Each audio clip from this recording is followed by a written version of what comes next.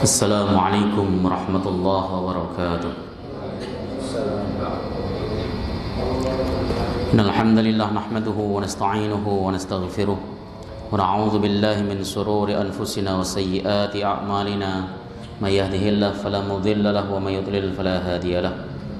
Asyhadu an la ilaha illallah wahdahu la syarika lahu wa asyhadu anna Muhammadan 'abduhu wa rasuluh. Allahumma fassalli wa sallim wa barik ala hadzal nabiyil karim nabiyina Muhammadin sallallahu alaihi wasallam wa ala alihi wa sahbihi wa man tabi'ahu ila yaumiddin. Amma ba'du fa ya ibadallah ittaqullaha li anna Allah ta'ala yaqul fi kitabihil aziz wa huwa asdaqul qailin ya ayyuhalladzina amanu ittaqullaha haqqa tuqatih wa la tamutunna illa wa antum muslimun. فإن أحسن الحديث كتاب الله وخير الهدي هدي محمد وشر الأمور محدثاتها وكل محدثات بدعة وكل بدعة ضلالة وكل ضلالة في النار. Alhamdulillah, segala puji bagi Allah Subhanahu wa taala, Tuhan semesta alam yang telah memberikan kita nikmatul iman wal Islam wa sihatil badan, sehingga pada kesempatan malam hari ini kita bisa melaksanakan ibadah salat maghrib berjamaah disambung dengan halaqah sejenak dalam rangka membahas agamanya Allah Subhanahu wa taala. Salawat salam mudah-mudahan terus tercurah ke pangkuan Rasulullah Muhammad sallallahu alaihi wasallam beserta seluruh keluarga beliau, sahabat, kerabat dan pengikutnya, serta kita semuanya umat beliau, umat dakwah ijabah yang senantiasa istiqamah konsisten dalam menjalankan dan mengerjakan sunnah-sunnahnya hingga akhir masa nanti. Jamaah sekalian yang dimuliakan oleh Allah Subhanahu wa taala, kita akan membahas Babul Ibarat fi Zuhri min Syiddatil Har. Bab yang menjelaskan tentang menunda pelaksanaan sholat duhur hingga dingin, adem, ya, pada masa cuaca sangat panas. Hadis ini adalah hadis nomor 109 yang akan kita bahas. Mudah-mudahan bahasan kita ini mendapat ridho dari Allah Subhanahu wa taala. Kita mendapat pemahaman agama yang benar, yang lurus, yang sesuai dengan apa yang dicontohkan Nabi sallallahu alaihi wasallam. Al-hadits at-tasi' ba'dal mi'ah, hadis yang nomor 109. An Abdullah bin Umar radhiyallahu taala anhuma wa Abi Hurairah, dan dari hadis dari Abu Hurairah radhiyallahu taala anhu. An Rasulillah sallallahu alaihi wasallam, dari Rasulullah Muhammad sallallahu alaihi wasallam, qala, beliau berkata, idza staddal harru faabridu anis shalah. Tatkala cuaca sangat panas, maka tunggu dingin, tunggu adem, ya, anis salat, dari pelaksanaan salat. Artinya tatkala cuaca sangat panas, jangan melaksanakan salat duhur itu di awal waktu, masih panas, tunggu adem sejenak. Kalau di dalam riwayat lain itu dikatakan hingga gedung-gedung atau rumah-rumah itu sudah ada bayangannya. Ketika rumah ada bayangannya, orang yang pengen ke masjid itu bisa berlindung di balik bayangan rumah ataupun berlindung di balik di bawah pohon dan sebagainya. Itu seperti itu tujuannya. Jadi jangan buru-buru langsung melaksanakan sholat di awal waktu, meskipun mengerjakan sholat di awal waktu itu utama, tetapi Islam itu memang sangat memperhatikan kemaslahatan pengikutnya. Ya, Islam itu sangat rahmat terhadap pengikutnya. Ya, misalnya contoh Rasulullah sallallahu alaihi wasallam itu kan di dalam hadis sahih riwayat Al-Imam Al-Bukhari, beliau menyampaikan sabdanya, idza uqimatis salat fala taqumu hatta ra'aitumuni. Ya, tatkala iqamat sudah dikumandangkan, janganlah Anda bergegas untuk berdiri sehingga melihat aku berdiri. Itu para ulama menegaskan, ya, karena supaya tidak memberatkan umat Islam berdirinya terlalu lama. Kalau berdiri duluan, berdirinya terlalu lama. Padahal ya tidak ada 5 menit padahal berdirinya, tidak ada, bahkan paling juga 2 menit tidak ada. Tapi itulah rahmatnya Islam kepada pemeluknya. Salah satunya ya hadis ini, Meskipun kita melaksanakan sholat di awal waktu itu utama berdasarkan hadis-hadis yang telah lalu kita bahas, tetapi pada saat cuaca sangat panas, Madinah, Mekah itu kalau cuaca sangat panas, panas sekali. Ya, siang hari itu bisa sampai 48 derajat Celcius, 46, bahkan pernah sampai 50 derajat Celcius. Itu panas sekali. Ya, panasnya luar biasa. Di kepala kita keluar itu habis mandi baru 2 langkah sudah kering kerontang dan badan itu terasa panas. Itu memang faktual.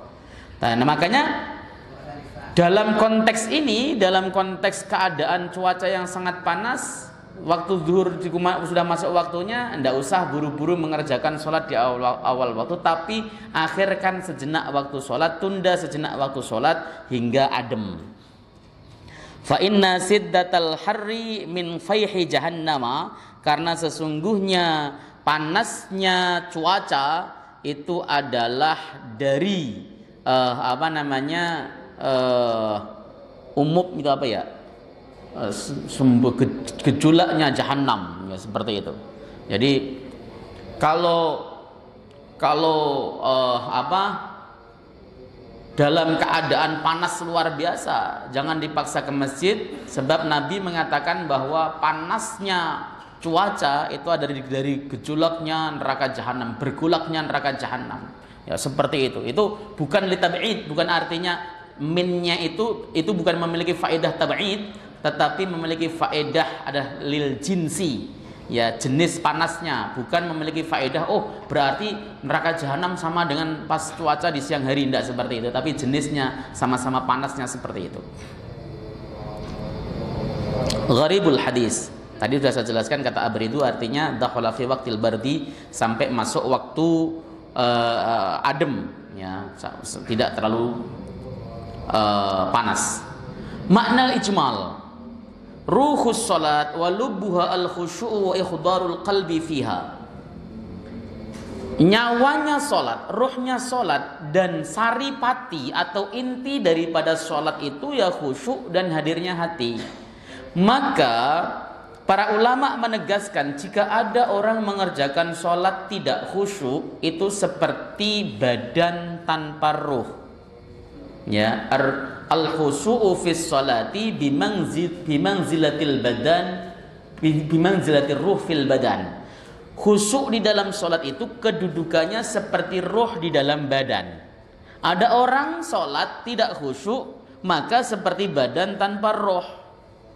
Seperti itu. Makanya ketika kita mengerjakan salat itu, usahakan untuk selalu khusyuk. Singkirkan perkara-perkara yang menjadikan sholat kita tersebut itu tidak khusyuk. Singkirkan. Apa saja yang mengganggu kekhusyukan, singkirkan.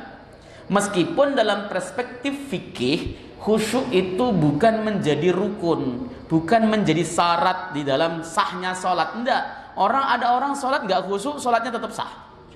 Ada orang sholat kurang khusyuk, sholatnya tetap sah, diterima oleh Allah Subhanahu Wa Taala. Khusyuk itu kalau dalam hukum fikih hukumnya hanya sunnah khusyuk. Tetapi kalau kita bicara tentang seberapa banyak sholat kita diterima oleh Allah Subhanahu Wa Taala, yes, sesuai dengan kadar kekhusyuannya. Kalau kekhusyuannya setengah ya diterima setengah, kalau seperempat ya diterima seperempat, seperti itu. Khusyuk itu penting sekali. Makanya Rasulullah SAW itu di dalam banyak hadis, ya, mendorong kita supaya sholat kita itu khusyuk dan menyingkirkan hal-hal yang menjadi penyebab sholat kita tidak khusyuk. Contohnya apa? Contohnya misalnya, ya, ketika kita melaksanakan sholat, ya, mau melaksanakan sholat, imam sudah takbir, lalu kemudian imam sudah baca Fatihah, kita masbuk, nggak usah lari-larian. Ya, tetap sakinah, tetap wakor, tenang, ya. Kemudian tidak buru-buru. Tujuannya apa? Supaya ketika sampai shaf nafasnya tidak terengah-engah, sehingga akan menghilangkan kekhusyuan. Kalau dia lari misalnya dari bawah, lari ngejar imam untuk bisa rukuk bersama imam misalnya, supaya dapat jamaah secara full tanpa harus jadi masbuk, misalnya dia lari terengah-engah, itu tidak disukai Nabi SAW. Kenapa? Pasti sampai shaf dia terengah-engah, nggak jadi khusyuk dia. Seperti itu.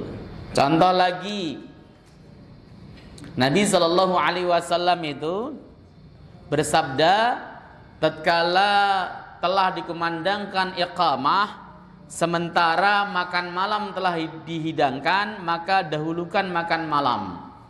Ya, kenapa kau didulukan makan malam? Karena kalau kita sholat menahan lapar itu menghilangkan kekhusyuan. Kalau kita sholat sembari pikiran kita ingat makanan yang di rumah sebab kita pengen banget sama makanan itu bisa menghilangkan kekhusyuan. Makanya Rasulullah Shallallahu Alaihi Wasallam mengajarkan kepada kita supaya makan dulu kalau Anda memang sangat lapar. Makan dulu kalau Anda memang lagi pengen terhadap makanan yang dihidangkan. Kecuali posisinya Anda tidak sangat lapar atau Anda tidak kepengen terhadap makanan yang dihidangkan, maka tetap mendahulukan sholat lebih utama. Jadi kan sebenarnya poinnya adalah bagaimana kekhusyuan dalam sholat kita itu tidak hilang, karena itu inti dan saripati dalam melaksanakan sholat. Wong Rasulullah Allah Subhanahu Wa Taala mengatakan aqimis sholata li dzikri kok. Dirikanlah sholat untuk mengingat aku. Nah, kita bisa mengingat Allah Subhanahu Wa Taala dalam sholat ketika kita khusyuk dan khudurul qalbi, hati kita hadir. Kalau tidak ya nggak bisa. Kita bagaimana mengingat Allah wong hati kita ghafil, hati kita nggak khusyuk. Contoh lagi supaya antum bisa paham bahwa khusyuk itu penting sekali. Rasulullah Shallallahu Alaihi Wasallam melarang kita untuk menghafal di dalam sholat. Kita baru hafal surat yang kita hafalkan tadi siang itu dilarang atau tidak boleh, hukumnya makruh kita membawanya jadi imam pada saat sholat maghrib. Kenapa? Takut kita tidak bisa khusyuk, pasti akan mikirin hafalannya bukan mikirin sholatnya. Dilarang pakai pakaian yang bergambar. Kenapa? Itu bisa mengganggu kekhusyuan orang yang di belakangnya. Semua hal yang berpotensi menyebabkan kekhusyuan kita terganggu itu dilarang untuk dilaksanakan atau dipakai.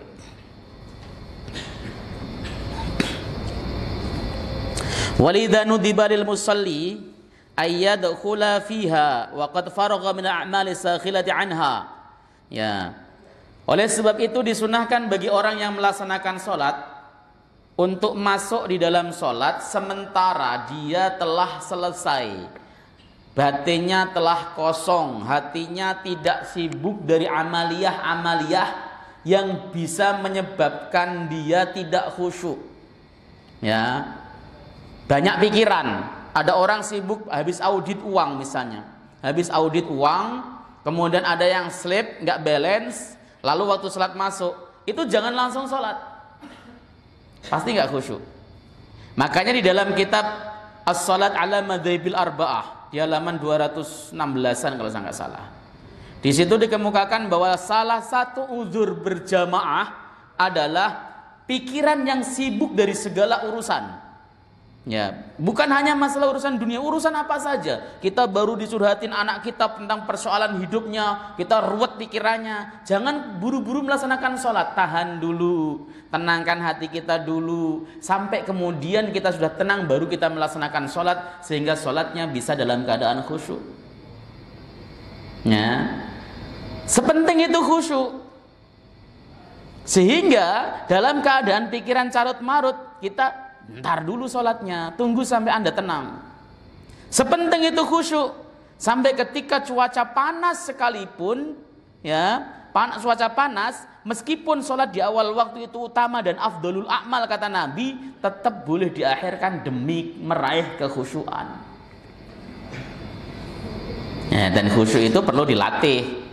Tidak bisa kemudian khusyuk itu ujuk-ujuk datang lalu Anda bisa melaksanakan sholat khusyuk. Tidak bisa, perlu ada latihan. Ya, khusyuk itu. Apakah khusyuk itu sholat tidak ingat apapun? Ustaz, tidak lah. Ya, ketika kita punya telinga yang normal bisa mendengarkan dengan baik, maka khusyuk itu bukan artinya kita sholat tidak dengar apapun, tidak merasa apapun. Khusyuk itu hati kita sadar betul bahwa kita sedang sholat menghadap Allah Subhanahu Wa Taala, itu khusyuk. Ya, seperti itu.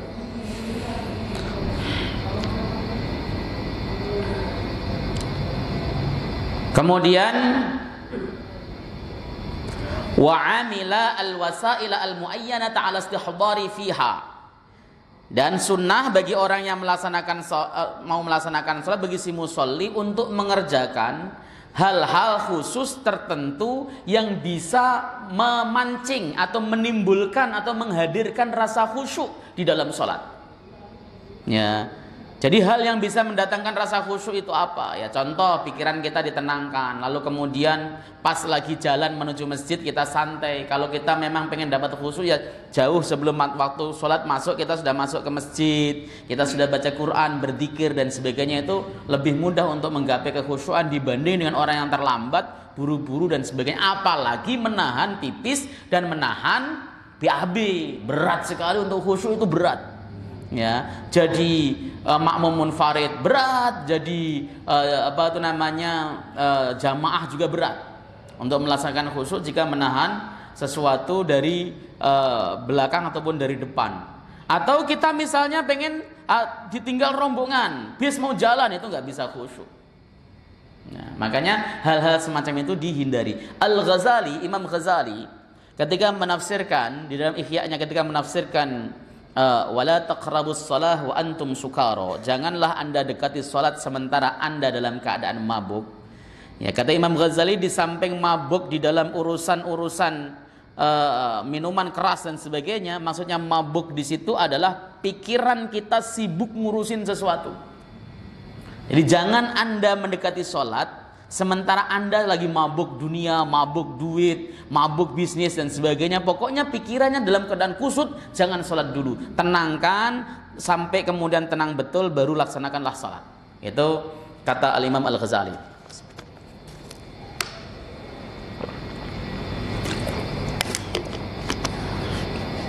Walidzalika fadala asy-syari'u ay yu'akhkhira as-salata adh-dhuhri inda ishtidadil harri ila waqtil bardi.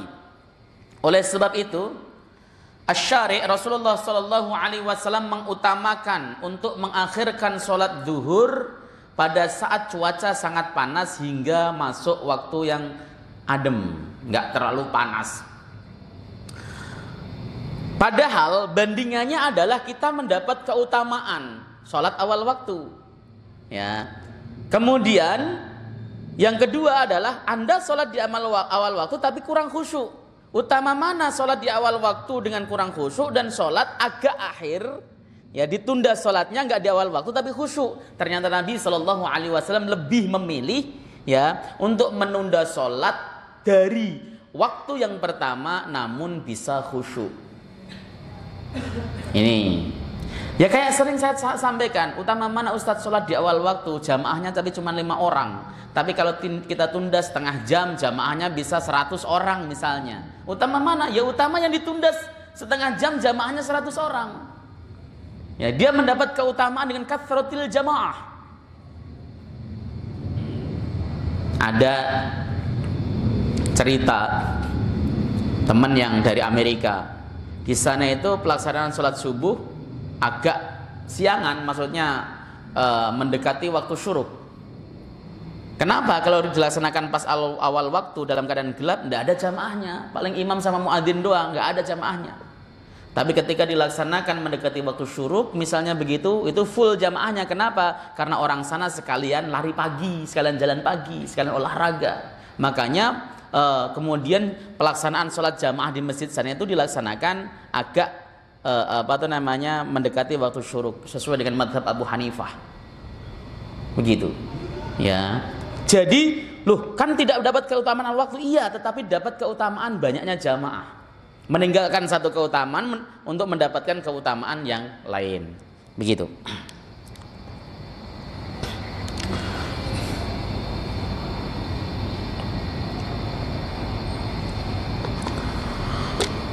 Walihadil makna al-jalilah. Ya.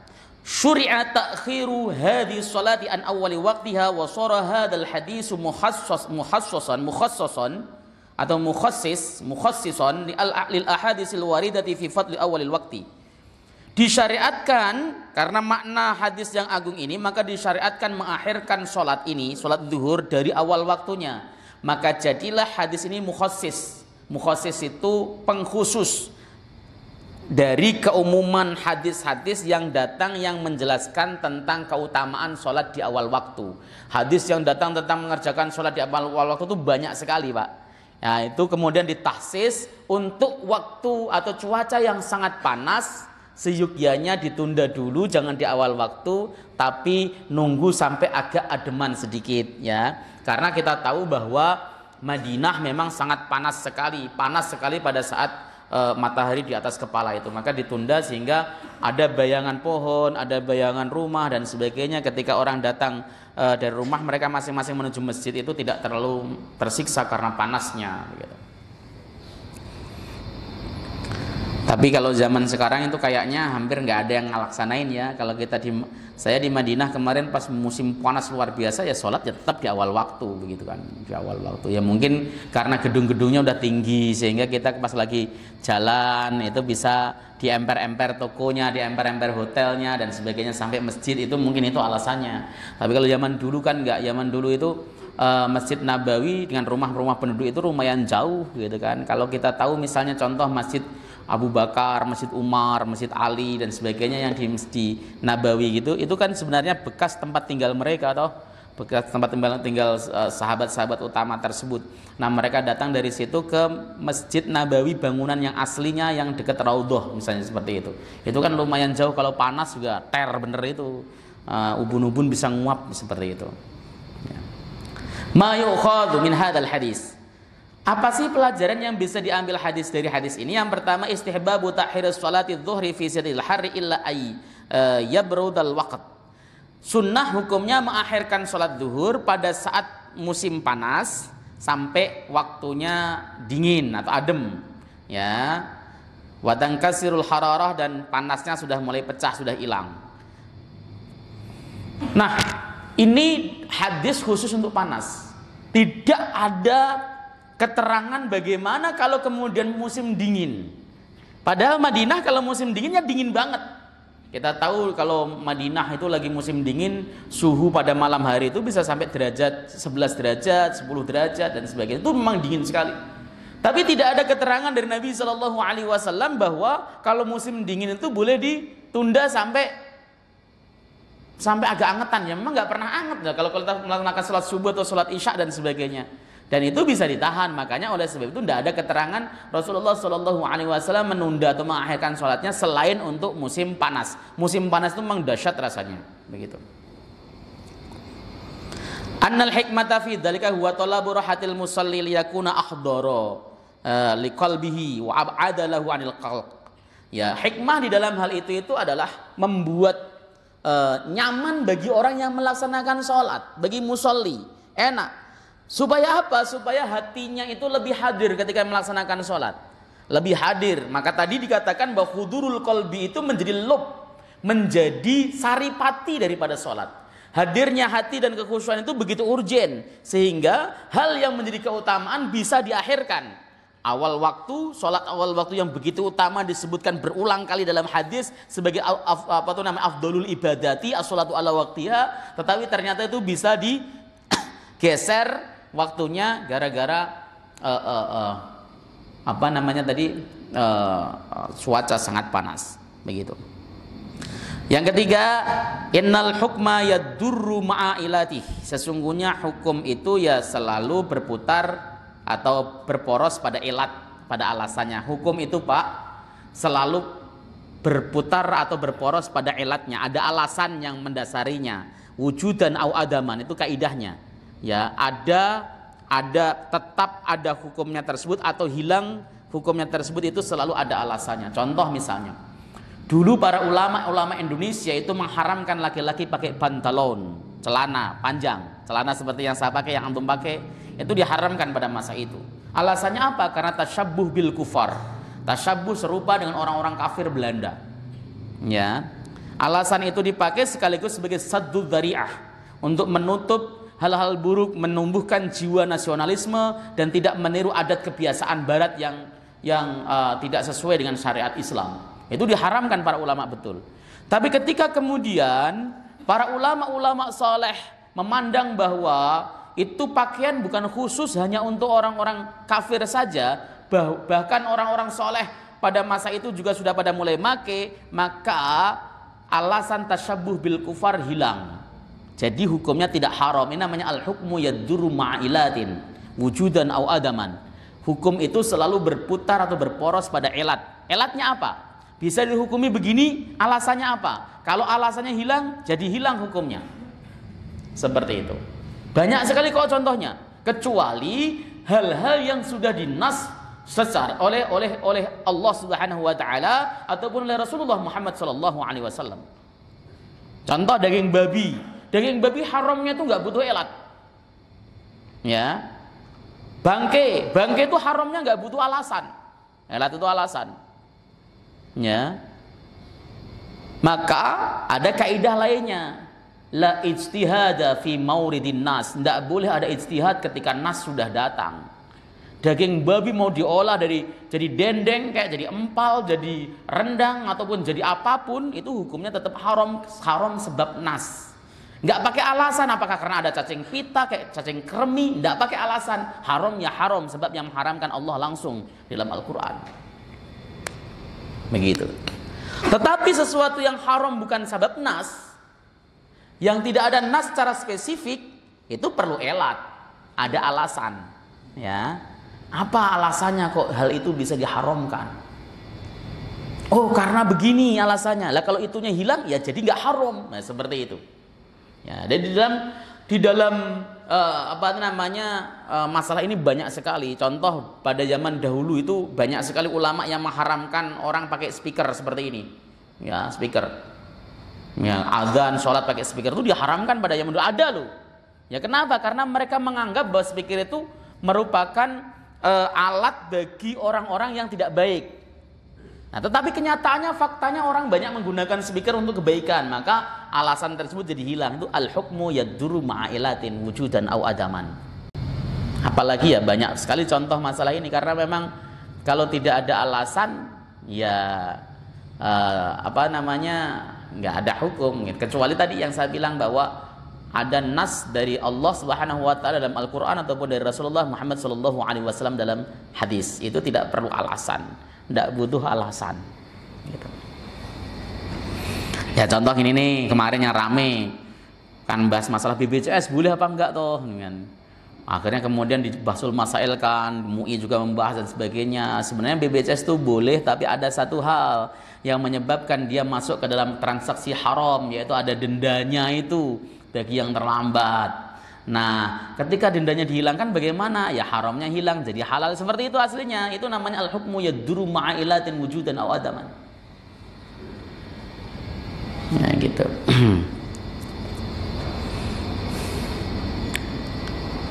Ya kayak gini dipakai. Kenapa kok Pak innal hukma yadurru ma'ilatihi tadi?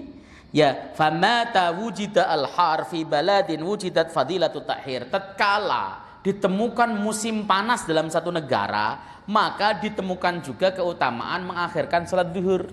Di mana saja, enggak spesifik di Mekah, enggak spesifik di Madinah, di mana saja. Kalau daerah tersebut memang har, memang panas, ditemukan di situ, di Afrika kayak atau di Ethiopia kayak misalnya kan.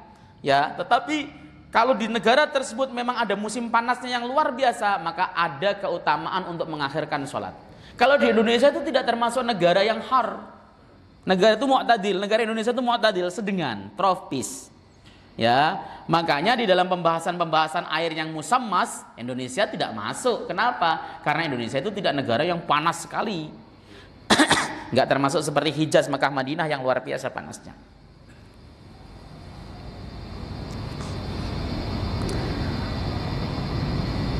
Oke, sudah selesai itu. Saya lanjutkan hadis nomor 110.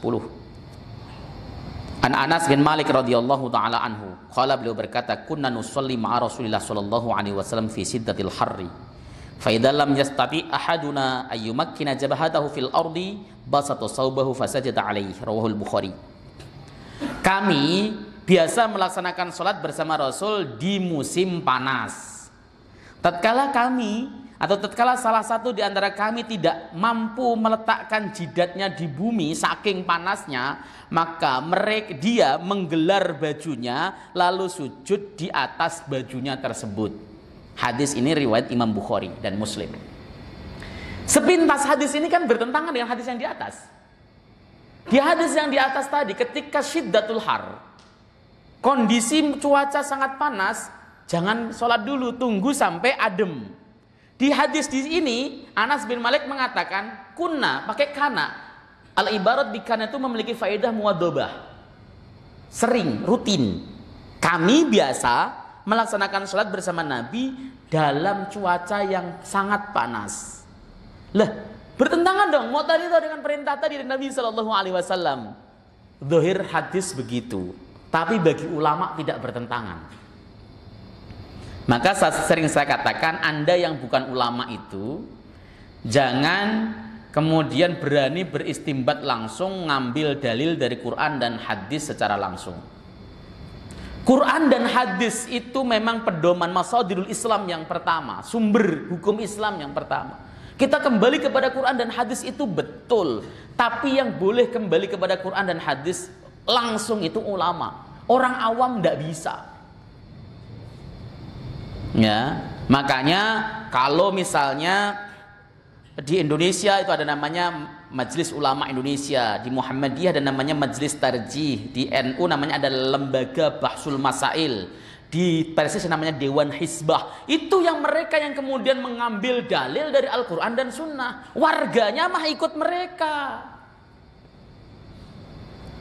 Persis ikut keputusan Dewan Hizbah, Muhammadiyah ikut keputusan Majelis Tarjih, NU ikut keputusan hasil Bahsul Masail. Kan begitu kan? Warga Indonesia secara keseluruhan ikut putusannya Majelis Ulama Indonesia.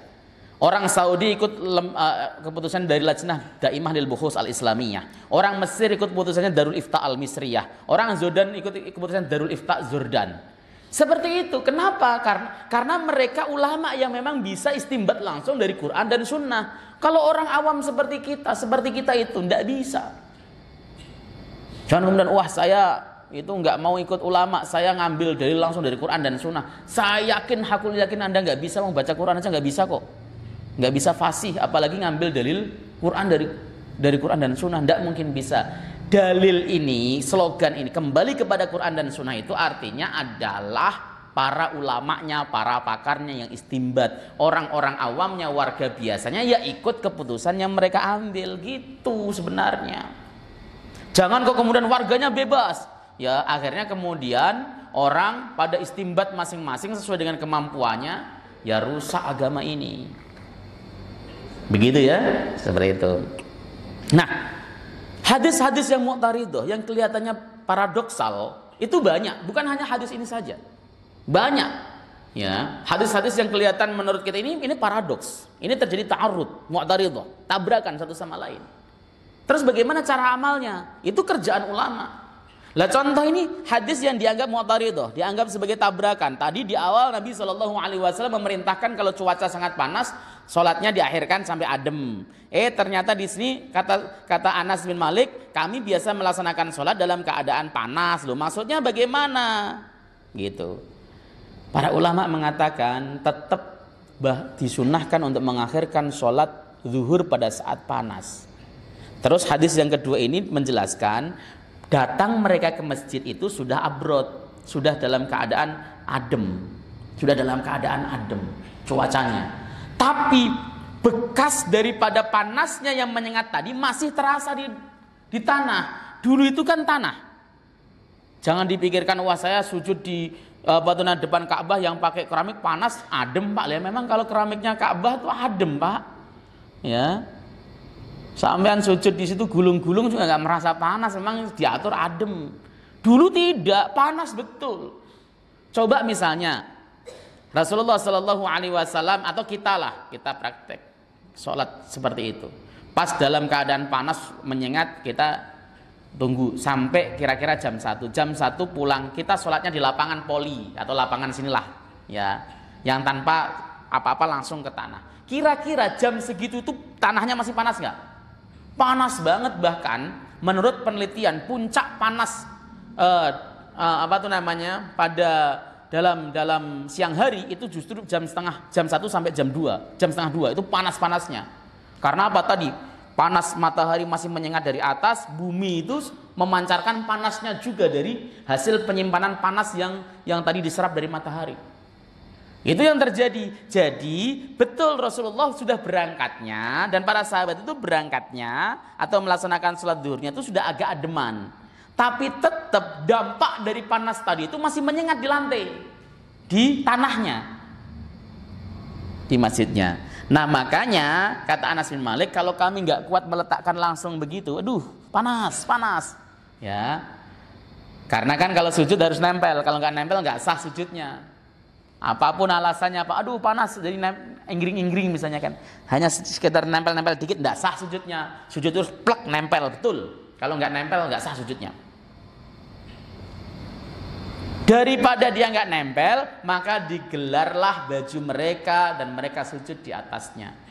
Dari redaksi ini itu para ulama beda pendapat tentang bagaimana hukumnya sujud di atas baju.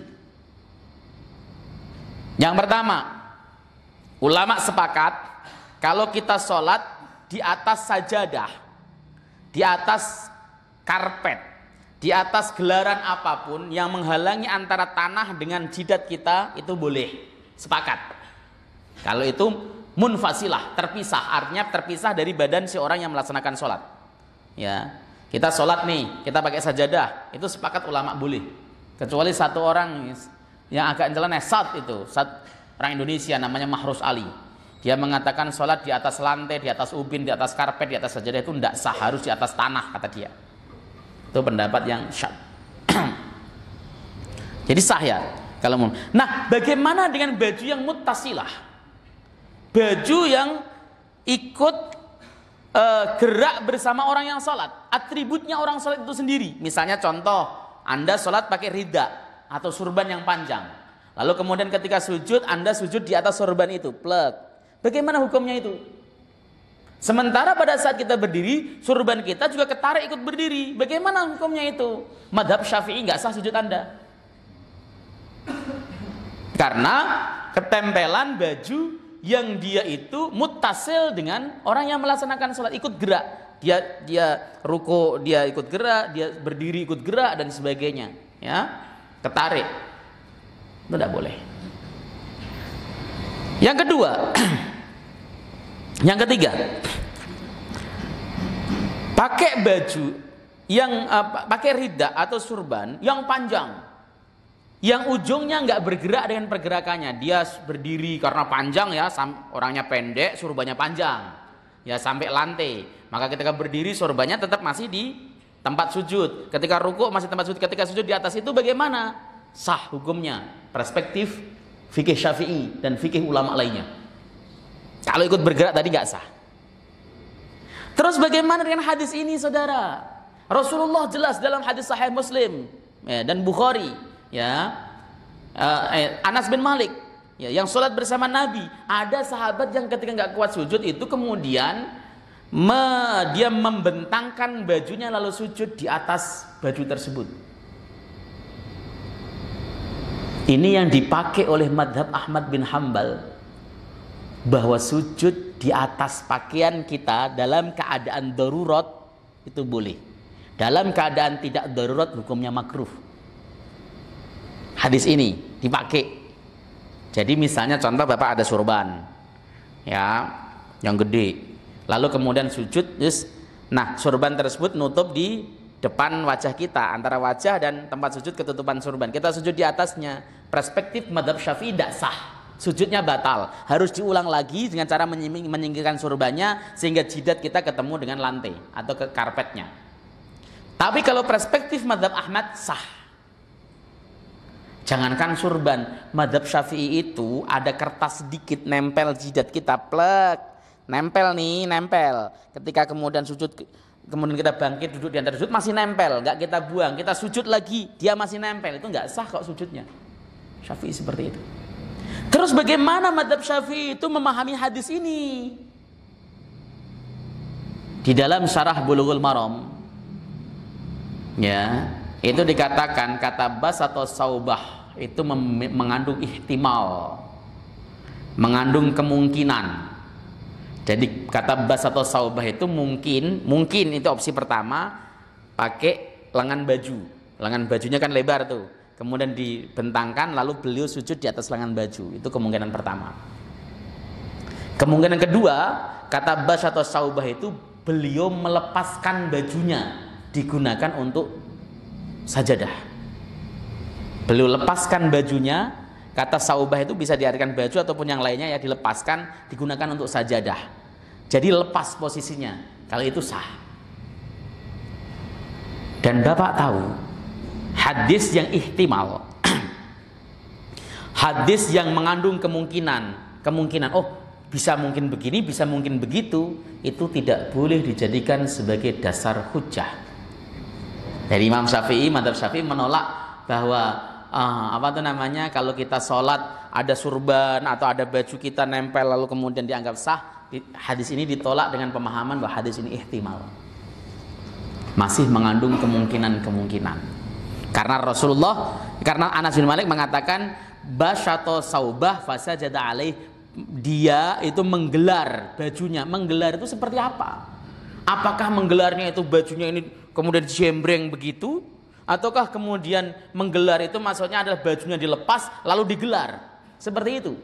Ini ihtimal karena tidak ada keterangan lanjutan dalam hadis ini.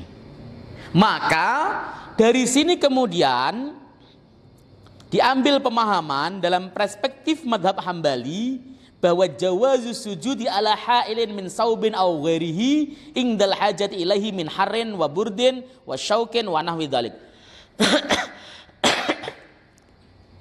Boleh sujud di atas ha'il, penghalang ya, dari baju maupun yang lainnya pada saat dia butuh hajatnya. Kenapa? Karena panas, karena dingin, karena ada duri dan sebagainya seperti itu.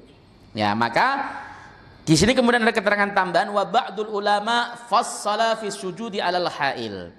Sebagian ulama memberikan tafsil atas hukum sujud di atas ha'il, penghalang seperti sajadah atau apa sajalah tadi. In kana munfasilan 'alal musalli kasajadati wa nahwiha walau bila hajatin bila karahah. Kalau itu terpisah seperti sajadah, baju, rida atau surban yang kita lepaskan, itu tidak apa-apa, boleh.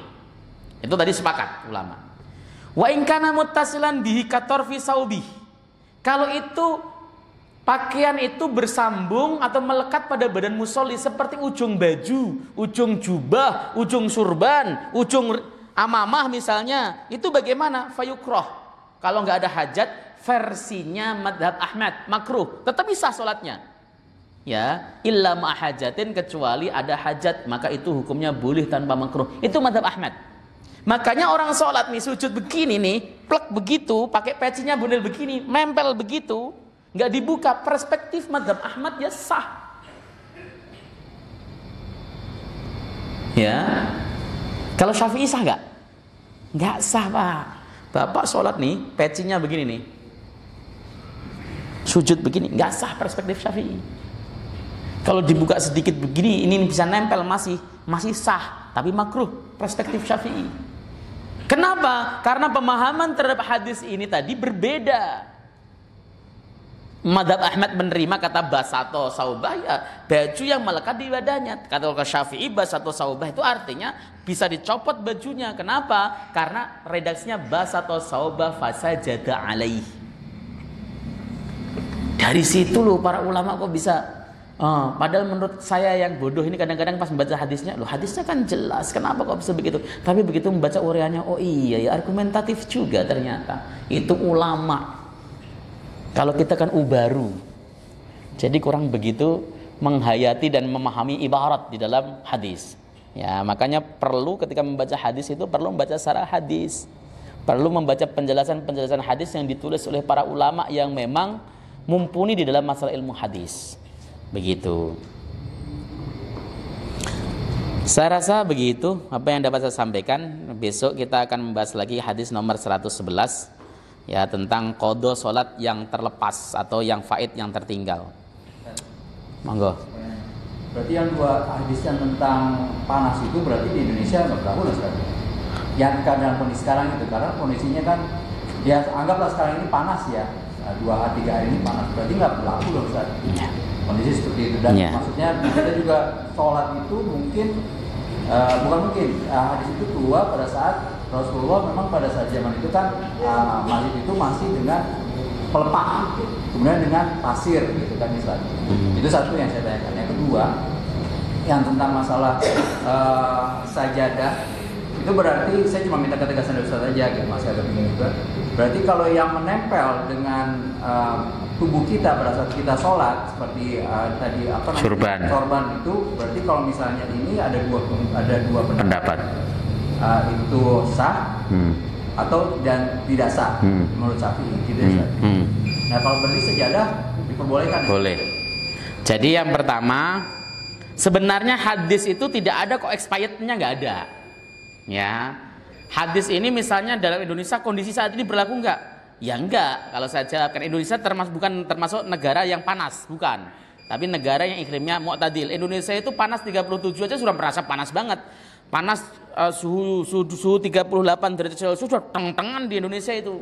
Ya, Indonesia itu belum pernah mencapai panas 45, belum pernah. Itu udah panas sekali. Makanya Indonesia tidak termasuk sebagai negara yang panas. Maka kalau kemudian orang Indonesia kok mengakhirkan sholat zuhur alasan panas, itu manja. Ya, apalagi masjidnya pakai AC, ya manja banget itu. Apalagi pohon di Indonesia banyak, nah gitu seperti itu. Jadi, tapi kalau kemudian apakah tidak berlaku di Indonesia selamanya? Tidak seperti itu. Karena mungkin di Indonesia di daerah-daerah yang padang, yang gurun pasir. Indonesia kan ada loh daerah-daerah yang memang pasir apa tuh namanya masih ada seperti gurun pasir gitu ada ya di beberapa negara. Atau bisa jadi saya nggak mengharapkan ya terjadi huru-hara perang dahsyat yang kemudian gedung rubuh dan sebagainya. Seperti tadi hadis itu tidak expirednya, tapi untuk saat ini betul nggak boleh dipakai. Begitu ya, artinya nggak boleh dengan alasan hadis ini lalu Anda mengakhirkan waktu sholat dengan mengatakan ini yang utama, nggak boleh. Kemudian sajadah itu boleh, para ulama sepakat setahu saya boleh ya. Tidak ada satupun ulama yang melarang penggunaan sajadah, sebab Rasulullah itu sholat pernah menggunakan humur. Humur itu sajadah kecil ya. Beliau sholat di masjid menggunakan humur. Di dalam hadis Sahih Muslim diterangkan bahwa Rasulullah pernah minta tolong kepada Sayyidah Aisyah pada waktu itu beliau sedang haid untuk mengambilkan humurnya di dalam masjid. Itu sajadah kecil ya di dalam masjid yang ketinggalan. Berarti boleh pakai sajadah. Terus yang kedua, yang tadi yang dihilafkan para ulama adalah terkait masalah pakaian yang melekat kepada diri si musolli. Pakaian kita, pakai surban, pakai rida, pakai apa tadi? Kalau kita kemudian pakai surbannya apa? Gede. Lalu ketika sujud tiba-tiba menghalangi tempat sujud kita dan kita tetap sujud di atasnya, menurut mazhab Syafi'i tidak sah. Ya, tapi menurut mazhab Ahmad hukumnya sah, hanya saja makruh. Begitu saja saya rasa. Ya, cukup udah masuk waktu adzan, mudah-mudahan manfaat apa yang dapat saya sampaikan ini. Kita tutup majelis. Subhanakallahumma bihamdika asyhadu an la ilaha illa anta astaghfiruka wa atubu ilaik. Assalamualaikum warahmatullahi wabarakatuh.